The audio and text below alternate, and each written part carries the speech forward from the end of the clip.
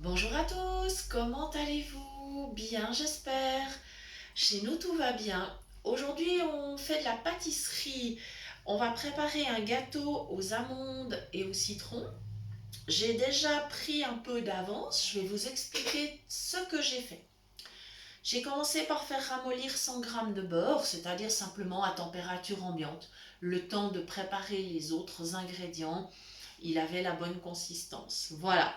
J'ai mis une pincée de sel, évidemment, mais toujours une petite pincée de sel dans les recettes de pâtisserie. Ensuite, j'ai cassé 4 œufs, j'ai ajouté 10 cuillères à soupe de sucre, un jus de citron pressé, frais bien sûr, et 6 cuillères à soupe d'amandes moulues. Alors évidemment, vous pouvez varier. Ça peut être des amandes, des noisettes, de la noix de coco, ce qui vous fait plaisir. Si vous êtes intolérant aux fruits à coque, évidemment, vous pouvez remplacer cet ingrédient-là par exemple, des flocons de muesli. Pourquoi pas, hein, ça conviendrait très très bien. Et il faut évidemment vérifier que le muesli ne contienne pas non plus de fruits oléagineux. Voilà. Donc, c'est parti. Là, je m'encourage. Je brasse gentiment avec le fouet. J'ai bien sûr pris, comme d'habitude, un saladier suffisamment haut. Comme ça, je risque pas d'éclabousser à côté. En tout cas, j'espère. J'espère. Voilà, tout ça se mélange extrêmement bien. Voilà. Donc, c'est un gâteau qui ne contient pas de gluten parce que je vais utiliser de la maïzena tout à l'heure. Et si vous êtes intolérant au lactose, par exemple, eh bien, il n'y a pas de souci, vous pouvez utiliser des produits laitiers sans lactose. Il y en a dans le commerce à l'heure actuelle. Voilà, donc je pense au niveau du beurre, par exemple, vous pouvez remplacer par une margarine. Ça irait très très bien. Ou éventuellement un beurre sans lactose. Voilà. Il y a aussi une alternative intéressante qui changera un peu le goût, mais ça c'est pas grave. C'est le beurre cacahuète. Voilà. Mais encore une fois, pour autant que vous ne soyez pas allergique aux fruits à coque, bien évidemment. Voilà. Le beurre de cacahuète, c'est sympa, on peut même le faire soi-même d'ailleurs. C'est ultra facile, je vous expliquerai ça une prochaine fois. Voilà. Voilà, on avance bien, je vais changer de main. Voilà. J'aime énormément préparer mes pâtes à la main. C'est un côté un petit peu artisanal comme ça. Et de toute façon, nous sommes pour le fait maison. Ben déjà parce que les produits, par exemple, qui ne contiennent pas de gluten, style les biscuits, les gâteaux, tout ça, c'est très cher. Ensuite, il y a le plaisir de faire. Nous, on est vraiment pour le fait maison au maximum. Alors, je vous dis pas que de temps en temps, pour dépanner, on va pas acheter un petit truc, mais vraiment, on aime faire maison. Au moins, on sait ce que l'on met dedans. Voilà, on n'a pas de risque d'avoir des conservateurs, des colorants, des additifs. Voilà, comme ça au moins, on sait ce qu'on prépare.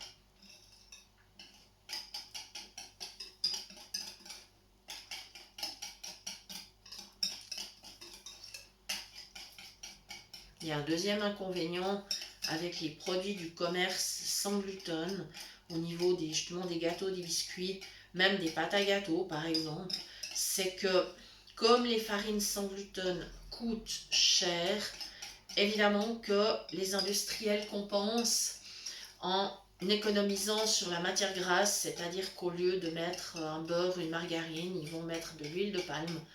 Et c'est vrai que c'est pas vraiment formidable. Donc raison de plus pour préparer ces gâteaux soi-même. Voilà, ma consistance va plutôt bien là, je suis contente. Et maintenant, je vais rajouter la maïzena. Donc normalement, 3 cuillères à soupe bien bombées, mais ça va dépendre de la consistance de la pâte après, parce que mes œufs sont des gros œufs et peut-être que je devrais en mettre un tout petit peu plus pour compenser. Ça après, c'est vraiment en remuant qu'on se rend compte. Voilà, donc ma maïzena. Voilà. Alors, il va falloir que j'aille bien au-dessus de mon saladier. Voilà, donc la main qui tient le paquet de maïzena est posée sur le bord droit du saladier. Et en sortant ma cuillère, je sais que je suis juste au-dessus.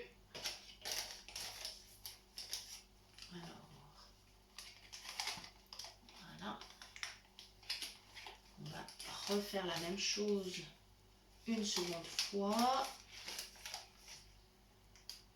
Voilà. Et encore la même chose une troisième fois. Et on va voir si c'est OK ou s'il faut en rajouter. Je ne sais pas si on a suffisamment. Si, ça a l'air. C'est une cuillère à soupe bien bombée. Donc voilà, hein, j'ai vérifié avec mes doigts. Et maintenant, je vais ajouter un soupçon de bicarbonate. Ça, c'est pour faire lever le gâteau. Voilà. Donc vous pouvez utiliser la poudre à lever si vous voulez. Pas de souci. Mais comme les poudres à lever contiennent facilement du gluten, moi j'utilise le bicarbonate, je suis tranquille comme ça. Voilà. Et puis c'est aussi moins cher et ça va tout aussi bien.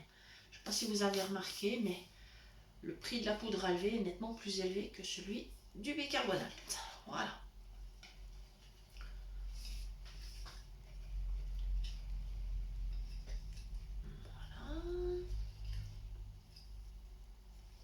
Je pense que ma consistance sera plutôt belle.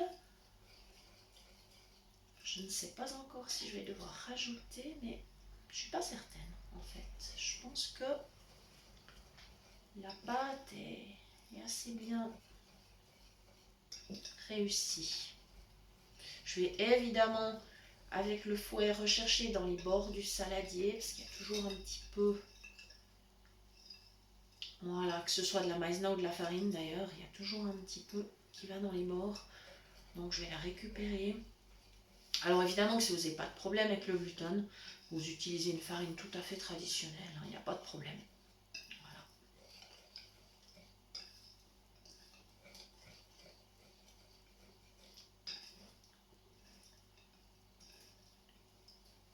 Non, je pense que la consistance me plaît bien. Voilà. Alors petite astuce aussi pour les personnes qui doivent manger sans gluten. Les farines sans gluten, c'est vrai qu'elles ont des fois tendance à faire un petit peu sciure. Alors moi, ce que je vous conseille, c'est de préparer des recettes avec en fait un minimum de farine, c'est-à-dire où vous avez d'autres ingrédients qui vont donner la consistance du fait comme ça de devoir mettre le minimum de farine. Ça fait des gâteaux beaucoup plus sympas et savoureux. Il y a même d'ailleurs des recettes de gâteaux sans farine du tout, hein. Voilà. Je pense que je vous en proposerai un de ces jours. Il y a aussi bien sûr des gâteaux en version salée. Nous verrons aussi ça sur la chaîne, bien évidemment. Voilà. Alors, ma pâte me paraît plutôt bien. Je vais aller quand même plonger mon doigt dans la pâte. Elle est pas mal. Plutôt pas mal. Le goût est bien sympa. Je vais quand même remettre un tout petit peu de maïzena. La consistance est quand même un tout petit peu liquide. Alors je vais aller en rechercher un petit peu.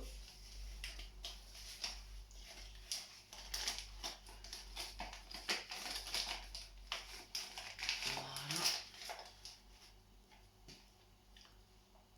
Je vais vérifier dans ma cuillère. Ouais, ça va. Voilà. Alors là, j'ai pas remis une cuillère trop bombée. J'ai fait attention de ne pas ajouter trop. Voilà. Là, j'ai mis de la maïzena, mais j'aurais pu mettre par exemple un mélange de farine sans gluten ou de la farine de riz. Voilà, après c'est au choix, c'est aussi pour varier un petit peu. Voilà, ouais, cette fois je pense que c'est ok. Voilà, non, elle a la consistance, elle est bien, c'est vraiment une consistance de pâte à gâteau. Voilà. Bien. Alors maintenant, il va falloir verser dans le plat. Donc, on a préparé du papier sulfurisé. J'ai un plat, mon plat en verre que j'utilise tout le temps en fait, qui va tellement bien. Et là, je vais vous donner une astuce parce que c'est toujours un peu compliqué avec le papier sulfurisé. On le met dans le plat et puis il a tendance à se relever, à ne pas tenir au fond. Alors, mon astuce, toute simple, enfin qui n'est pas la mienne d'ailleurs, je l'avais lu dans un journal il y a très très très longtemps, c'est simplement de prendre, enfin de passer le plat sous l'eau, tout simplement. Voilà. Et ce que je vais faire, je vais simplement essuyer le tour du plat, mais pas l'intérieur. Voilà. Donc ça, c'est valable si vous avez un plat en verre ou un moule en fer. Vous savez, les fameux moules qu'on nous disait anti-adhésifs, et puis quand vous essayez de démouler, le gâteau se casse. Voilà, donc je vous conseille le papier sulfurisé quand même. Mais évidemment, ça ne sera pas nécessaire si vous avez un moule en silicone. Hein. Voilà. Ok, donc voilà, comme ça mon plat est mouillé. Voilà, et je peux aller mettre mon papier sulfurisé. Voilà, et l'humidité va faire que mon papier va tenir. Voilà, comme ça c'est un souci en moins.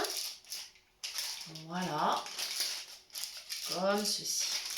Voilà, et je vais aller chercher ma langue de chat pour pouvoir après racler le plat.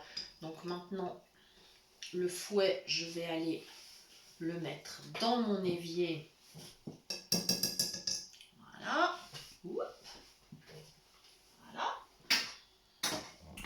Je vais me rincer les mains bien sûr. Voilà.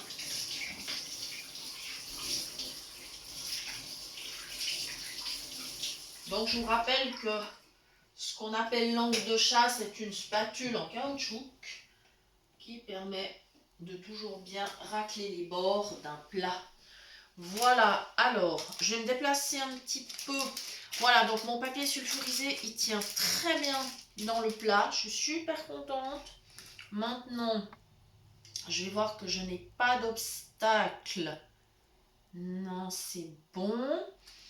Donc je vais pouvoir déplacer mon plat. Comme ça, les personnes qui voient pourront regarder. Voilà. Alors, je soulève mon saladier. Je pose mon plat en verre sur la table. Voilà, le papier sulfurisé tient toujours bien. Je pose mon saladier sur le bord du plat. On entend, hein, vous entendez le bruit du papier. Donc je suis au bon endroit et je verse dans le plat tout en douceur, tout en douceur. Voilà. J'aime mieux faire des gestes lents. Voilà. Et mon papier sulfurisé n'a pas bougé. Voilà. Donc vraiment, je vous recommande cette astuce. Voilà. Toujours chercher à se faciliter la vie. Et voilà, donc je racle avec ma langue de chat. Voilà. Et mon gâteau va partir en cuisson.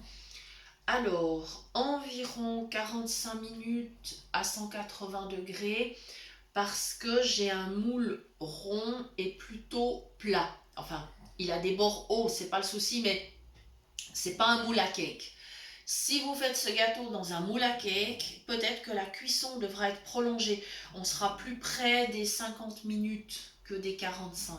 Voilà, parce que le gâteau sera beaucoup plus haut et l'intérieur mettra plus de temps à cuire. Voilà, ça c'est aussi une petite astuce. Voilà, la cuisson, ça dépend aussi du moule qu'on a et ça dépend bien sûr aussi du four. Parce que quand vous réglez 180 degrés, ben selon que vous avez un four à chaleur tournante ou pas, évidemment ça va poser peut-être, enfin pas des soucis, mais ça fera une petite différence. Donc après, l'astuce bien sûr pour vérifier si votre gâteau est cuit, c'est d'aller avec un couteau, je vous conseille à bourron pour pas griffer le moule. Si voilà, vous le plantez dans le gâteau, s'il ressort sec, c'est que votre gâteau est cuit. Et si c'est pas le cas, eh bien c'est qu'il faut envisager de laisser encore environ 5 minutes. Voilà. Donc, tout à l'heure, bah, vous aurez la photo, le résultat. Voilà, mon mari va s'occuper de ça, bien sûr. Merci beaucoup de nous avoir suivis et merci aux personnes qui nous ont envoyé de très gentils mails sur notre adresse. Ça nous a fait très plaisir. Donc je vous redonne l'adresse mail cuisinepratique@mail.ch pour toute demande de recette ou si vous souhaitez recevoir les liens des prochaines vidéos. Merci beaucoup de nous avoir suivis. Belle journée et à très bientôt.